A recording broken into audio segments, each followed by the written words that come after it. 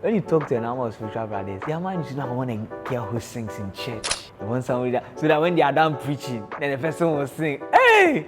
Some of you, instead of just saying, oh, I'm sorry I acted that way the other time. I didn't know. You rather want to explain with facts, diagrams, statistical expressions, show us Z score and Z score and T score, and then with all the scores, and tell us T test and all the scores, and tell us why you are right.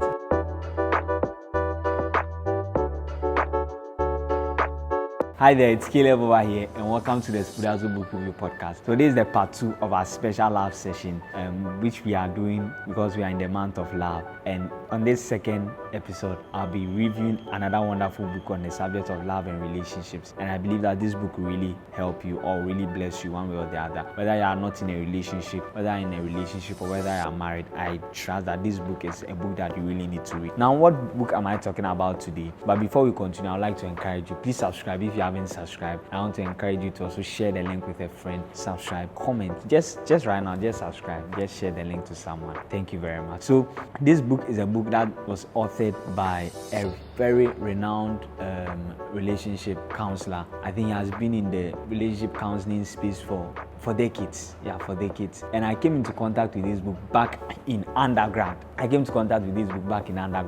Where, one thing about me is that when I find a book, or let's say when I find a message that really blesses me, or that really blesses me, I try and find out if the person has written books on it.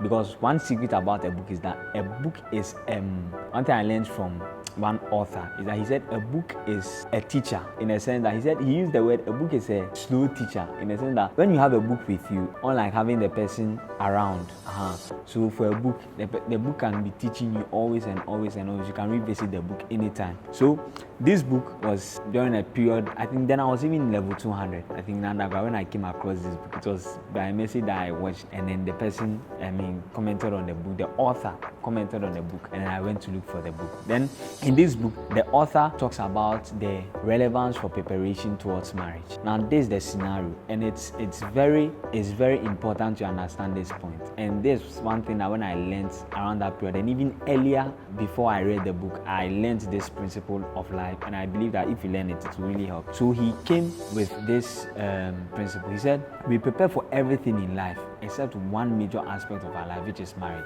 Now, most of you by now, you've gone to school for, let's say, at least, I'm sure everyone listening, let's say you've gone to school for more than 10 years. I'm trying to look at the age range. Let's say everybody listening, some of you may have gone to school now for more than 18 years, some of you for more than 20 years, some of you for about 22 years and above and counting. Now, the reason is you are preparing yourself towards a career. Now, that career, if you are taking Ghana, I think the age of retirement is 60, right? Ghana is 60. Now, that career is going to last you for about 25 years or 30 years, depending on the time you graduate and you start working, or at most 40 years. That's if you end school very early.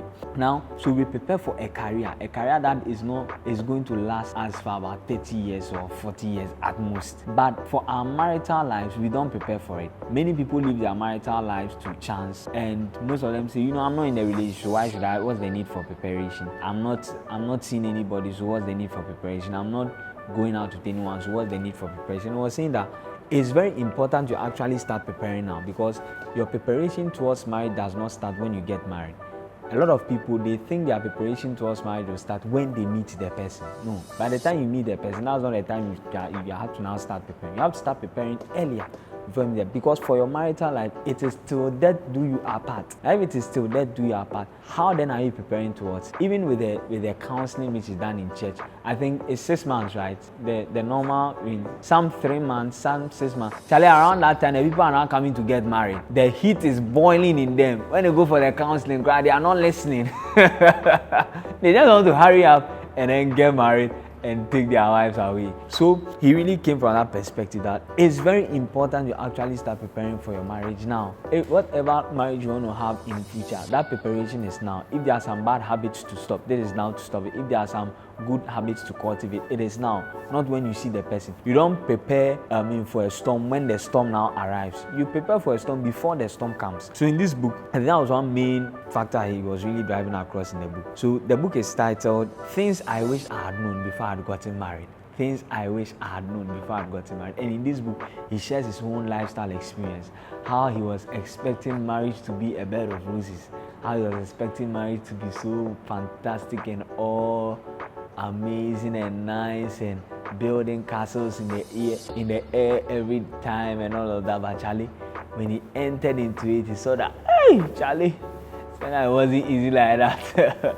And he then came up with the book, and then things he wished that he had known before he had gotten married. And that's the title, Things I Wish I Had Known Before I Had Gotten Married. So that chapter 1 is, he says that he wishes that he had known that being in love is not the foundation for a successful marriage. So he said, I wish that I had known that being in love is not an adequate foundation for building a successful marriage. So, and he was explaining that, a lot of people's mindset is, all you need to just get married is just being in love. You just have to be in love. You just love the person. And he was saying that, look, it doesn't really work that way. Because, from his book, he was saying that when you get married, you realize that, Charlie, it's important that, love is in the picture, but you need more than love. You need patience, a lot of patience. And he explained all of that. So that was the first chapter, that being in love is not an adequate foundation for building a successful marriage. Then chapter 2, that romantic love has 2 stages, where he was explaining that actually, when you're even in love with someone, there is the stage where you are all high. And he was saying that research has shown that stage lasts at most about 2 to 3 years. After that time, that is when you come back to your senses, quote unquote. And from that time, that is when you realize the things that you didn't like about the person, if indeed you can endure them. The things that, not necessarily endure, but if indeed you can be with it, you can live with it or not. The things that you did not see at first, you start seeing all of that. So he was saying that romantic love actually has 2 stages. There's the first stage where you are all high and it's like, Charlie, you feel you are all high.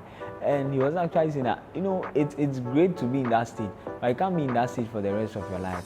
Once you are in that stage for the rest of your life, it will in a way also, because he was saying that stage actually impairs your cognitive function in a way sometimes. Because if you are in school, instead of studying for your exams, you would rather not be studying, you would rather be thinking about the person and all of that. Instead of you to be doing this, you will not be doing that and all of that. So, but the chapter 3 is something that really blessed me. You're saying that the saying, like mother like daughter and like father like son, is not a myth. And he was saying that research has actually shown and has proven that people become like their parents 70% of the times. If you're a guy, you are likely to become like your father 70% of the time. If you're a lady, you are likely to become like your mother 70% of the time. Unless that is in the default setting. If nothing is done about it, then unless you give yourself to teaching, training and all of that, then you realize that, and you come to the point where you make that decision that. So in fact, he gave an exercise on that chapter where he's saying that you can even list the things you think you really loved in your father, the things you think that no, you didn't really like, and then you realize that because you've grown under such atmosphere, there's a tendency for you to repeat it. It's likely to be there. But when you understand that, that's why he's saying that it's not a myth, because people feel like it's a myth. People feel like, that thing is just a sin. But, and he was saying that research has actually shown that it's not actually a sin. It's not actually a myth. That's why even if you check, sometimes a lot of pastors, their kids, even though sometimes people say that a lot of pastors, their kids are spoiled brats and all of that, even when you look at it, at the long run, most of them turn out to becoming ministers of the gospel too. Most pastors' kids turn out becoming ministers of the gospel. So he was saying that it's actually not a myth. You are likely to become like your dad. You are likely to become like your mom. So if you even look at their marriage, instead of you criticizing, he's saying that take cues from it. If you're a guy, take cues from your dad, so that you can learn a lot and say that, okay, I love this, or I love this aspect of my dad. So I think that it's likely to flow. But this aspect, I think that is something that is not to say that you are criticizing your parents. No, you see, that's why he was bringing that chapter to our knowledge. Not that because if you don't know it, then you are likely not to work towards it. But you see that you will literally grow into it. But he's saying that you need to come to that consciousness that this thing is actually a reality. And I really want to drive this chapter across. This thing is actually a reality. You may think that it's a myth, it's not true. It's just one, but you know that. Low key is like the thing is playing out in your life. Just look at it. Okay, like for most of you realize that I guess something that's there. I can give a lot of examples, but you realize that it's something that happens. Then in chapter 4, He said how to solve disagreements without arguing. Because he was saying that he was amazed at the arguments that came up in marriage with his wife. In fact, Gary Chapman is a very great author and a very great relationship coach. He's the man that authored the 5 love languages, and he has a lot of great books. And if you look at Gary Chapman, you will never think that he got to a point in his marriage where he felt like giving up. He felt that it will not work. And that's why he really wrote this book. Because he felt that there were a lot of things that he should have known before getting married. And that's why he said that things he wished, or things I wish I had known before I had gotten married. And that's why I think you should read this book, especially if you are not yet married. If you read it now, it will really help you because it will bring you to the realities of marriage. It will let you realize that actually marriage is not all about sex here and there like you think. Marriage is about realities. You start learning how to live with realities about the person. So he said that, and he from the chapter 5, he said that apologizing is a sign of strength. That apologizing is a sign of strength. He wished that he had known that apologizing is a sign of strength when issues happen or when arguments break out. Instead of trying to fight your way, across. And I remember one thing he was saying in that chapter. He said that one thing you should know is that when you are quarreling with your spouse and you think that you want to win the argument and you feel you've won, know that you've actually not won. So are you saying that then your spouse is a loser? So know that you think that you've won the argument. Okay, but you've not won. Because if the person you feel you love and you are saying that okay, then you've won, then that person has lost. Then what's the game? So he's saying that actually you come to the point where he wished that he had known that apologizing is actually a sign of strength. You apologize not because even sometimes when you are not the person at fault, but you just apologize. I'm sorry. And he was saying that you even learn this now by how you relate with your friends. Like most of you don't even know how to apologize to your friends. And that's what I'm saying, that all these things, don't even think about marriage. Now think about it now, right now in your daily living, how you relate with people. Like some you feel like if it is not your fault, then you have to fight to the end and let them know that it's never your fault. No, let's fight boot for boot. Let's fight to the end. I will show them. No. Sometimes it's just sorry. Because that he even has another book. I think it's titled. He has another book titled The 5 Languages of Apology, something of that, so by Gary Chapman, where he wrote how to apologize, like the right way to apologize and what to say and all of that. Because some of you, instead of just saying, I'm sorry I acted that way the other time, I didn't know, you rather want to explain with facts, diagrams, statistical expressions, show us Z score and Z score and T score, and then with all the scores and tell us T-test and all the scores and tell us why you are right. No. There's no need. So, there's a time for that, but most of the times, apologizing is actually a sign of strength. Then the next chapter he talks about is, which is also a chapter that really brought a lot of light to me. He said that the toilets are not self-cleaning. I'll explain it to us. So he said, I wish I had known that toilets are not self-cleaning. I think I've jumped another chapter. So let's go to chapter 6. That forgiveness is not a feeling. Yes.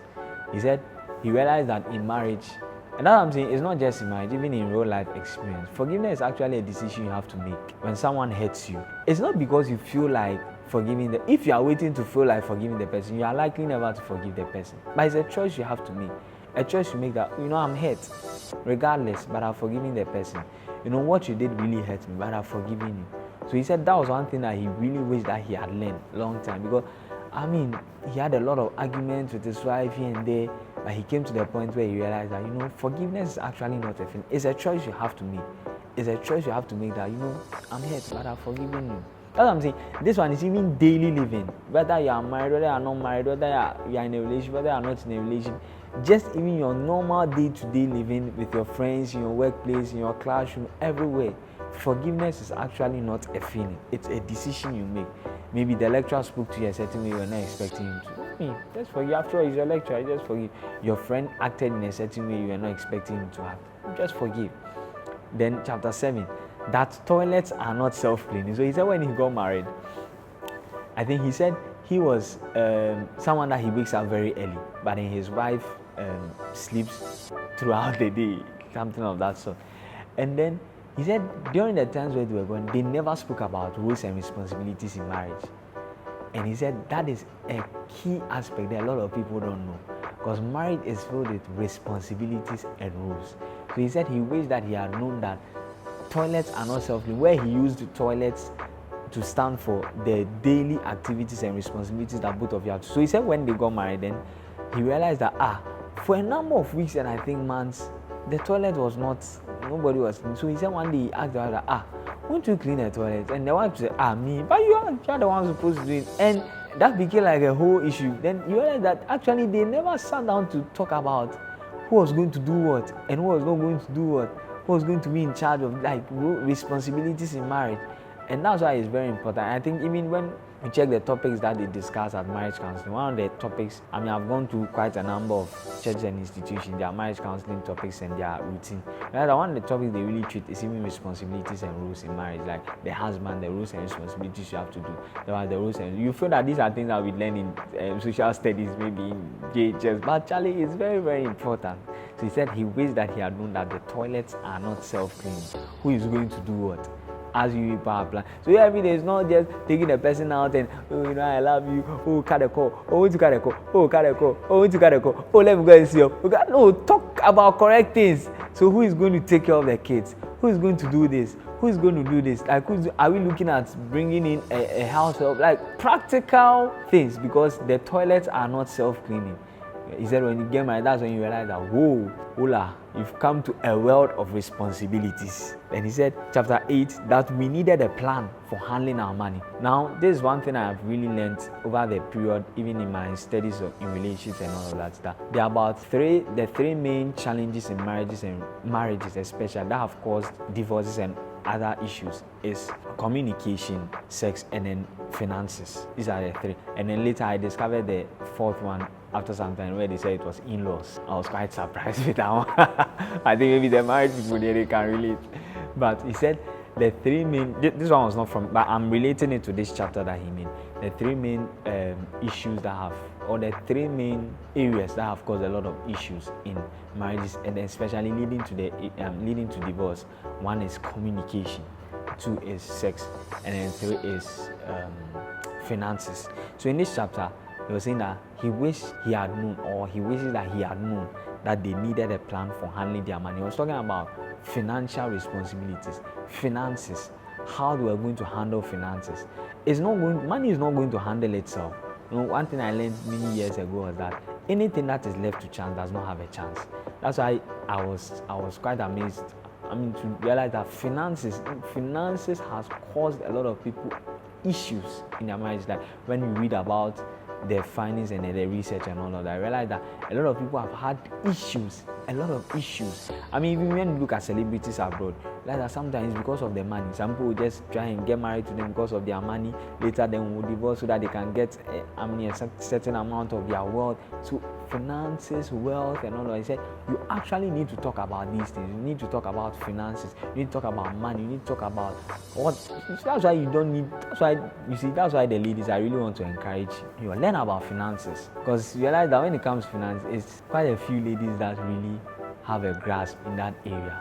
It's not all about take me out and learn how money works. There are a lot of good books, especially even tailored for ladies. One is The Smart Money Woman. I think every lady, you can get that book. It's a very good book. It's really tailored for ladies.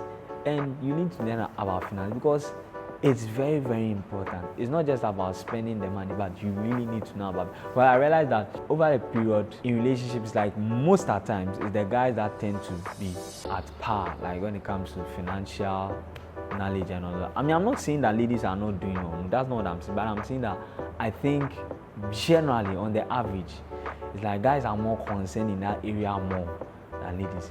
You find one or two ladies over here, you see that they are really doing well. But I'm saying that generally, I want to encourage all the ladies listening. Spend time, get some books, read on finances, read on how money works, read on something. Just know something about how money works, all right? I believe that will help you. So, in chapter 9, he said that mutual sexual fulfillment is not automatic. So, this was where he was saying that he thought that when you get married, it was going to happen automatically. Like, says, because he was just thinking about how rosy was going to be. And when he gets married, how every day he will be having sex with his wife and all. And when he got married, he realized that, hey, actually, Charlie, that part becomes also work. It becomes work. Like, it's not automatic. You realize that it's not self-fulfilling. It's something that you have to work towards it. Yeah, and that's what he said. He wished that he had known. So he said he wished that he had known that mutual, meaning that both sides. I can't go into details in that area because, but that mutual sexual fulfillment is not automatic. And then chapter 10, that he wished that he had known that he was marrying into a family. I wish that I had known that I was marrying into a family. Chapter 10. Look, whether you like it or not, you are marrying into a family. That was the knowledge was really shedding on that chapter, that you are actually marrying into a family. The lady is coming from a family. You, the guys, you are coming from a family. You are not just marrying somebody and taking the person away. Even though you are going to create a family of your own. Just as the Bible says that for this cause shall a man leave his father and mother and shall cleave to his wife, and they shall become one flesh. So even though you are going to create a family of your own, he's saying that, look, you need to come to the reality that you are actually marrying into a family. And that's why you need to ask yourself, and you need to see the family you are going into, if you are okay with it. Then chapter 11, that spirituality is not to be equated with going to church. Yes, and this is a chapter that is very great, especially for the crave boys. In your quest to select a lady, it's not just because she goes to church and you feel like she's spiritual. And the same thing also goes for the ladies. Sometimes the ladies feel like, well, the guy preaches in church. I'm a preacher myself, but I want to tell you that just the fact that he preaches does not necessarily mean that then he's a serious, he has a serious relationship with God. Yes. I'm not saying that preachers are not serious with God. That's not the point I'm trying. But I'm trying to say that there is more to spirituality than just standing behind the pulpit. There's more to spirituality than just going to church.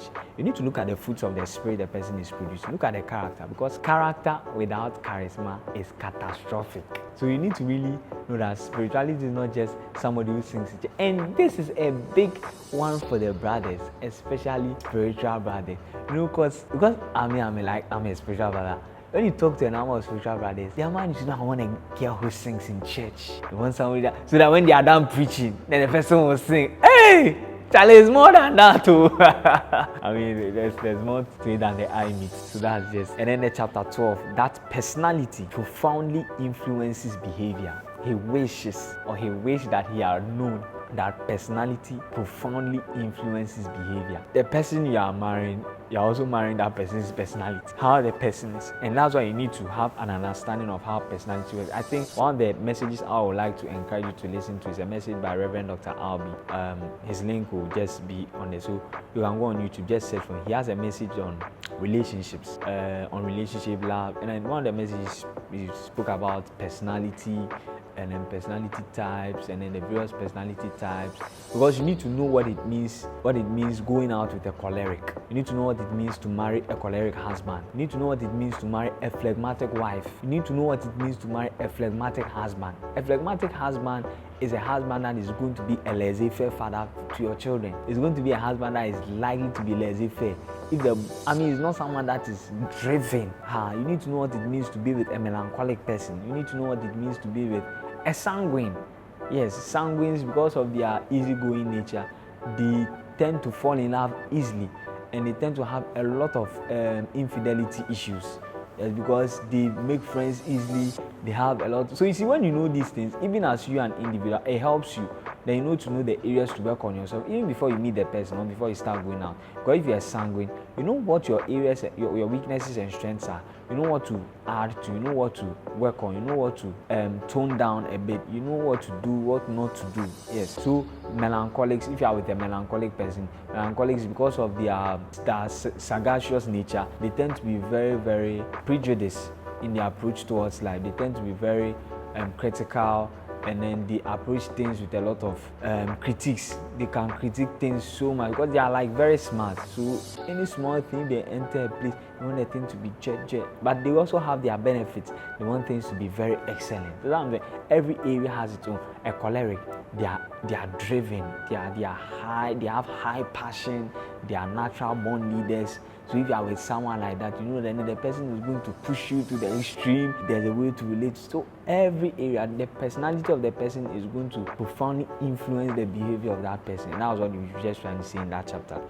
Then I think actually that was even the last chapter. Then the appendix, he gives cues on how to develop a healthy dating relationship. So I think that this is a book that can really help you. Like myself, I'm not yet married, but I think reading this book really has given me insight into a lot of things that even I can work on myself now. Yes. So things I wish I had known before I had gotten married by Gary Chapman. I really want to encourage you all to get that book and then to read. I believe that it will really bless you. And these are books that sometimes when you are reading, don't be too much concerned on, okay, then the person should do this. You see, rather open up your heart and receive that knowledge in terms of how can you now work on yourself. Because let's say, for example, if you're saying that the personality will profoundly influences behavior, but when you're reading, don't rather say that, oh, okay, like let's say if you're in a relationship, rather say, that's why your partner is behaving this way, that's why your partner is behaving.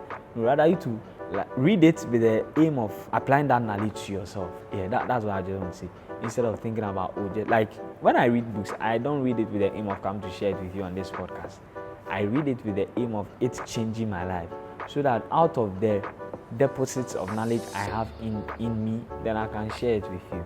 Yeah. So once again, I would like to thank you for making time to listen, and please subscribe to the channel if you haven't, and then kindly share this podcast with a friend. If there's any book you would like us to review, if there's anything you would like us to do to also make this podcast better, I would want to encourage. And I also want to thank Reverend Dr. Albert Abbey for even giving us the opportunity to use this setup for even this shoot.